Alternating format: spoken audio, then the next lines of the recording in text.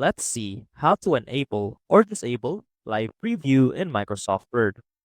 First off, we want to open Microsoft Word. And as you can see right here, we have our document ready.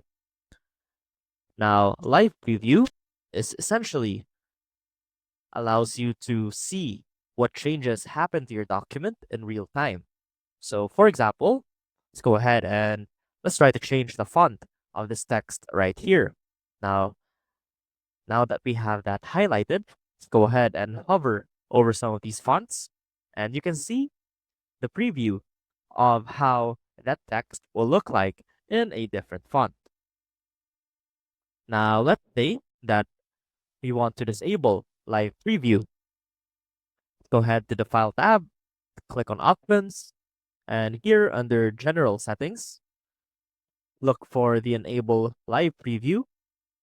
Now let's go ahead and uncheck that box, click on OK, and now let's hover over some of these fonts again. And as you can see, we still have our text highlighted right there. And you can see that our highlighted text does not change or preview how it will look like when we select a particular font. And that is how you can enable or disable live preview in Microsoft Word. I hope this helped, and I will see you soon.